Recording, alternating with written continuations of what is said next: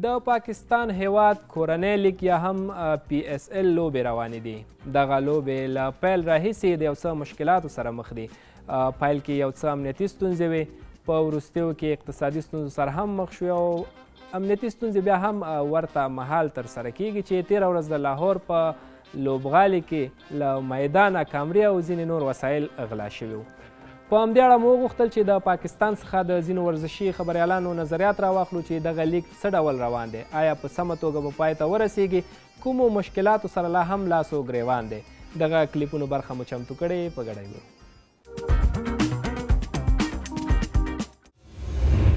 پاکستان تجارتي سیالیو لوبو که موږ ګورو نو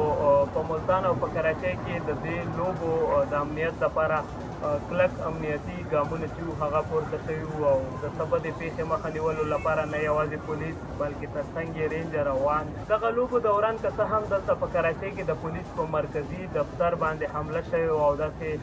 ګمان کېدو چې کیدای شي د پاکستان تجارتي سیالۍ حملې یا هم د برید وروسته متاثره شي، خو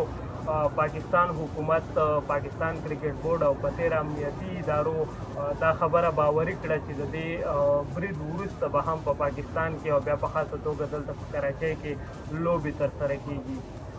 پاکستان کرکټ بورډ او هلته په پنجاب کې چې کوم حکومت دی، نگران حکومت، انټرم حکومت، د هغوی ترمنځ یو څه جنجال هم راپورته شوی و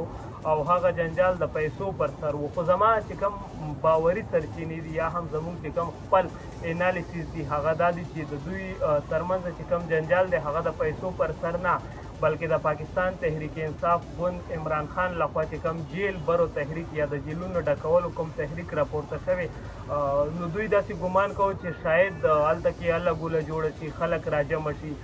سړکونه بند شي او دغه لوبغاړو ته تکلیف وي تر څو دوی لوبغالي ته لاړ شي او هلته په لوبغالي کې بیا لوبې ترسره نه شي.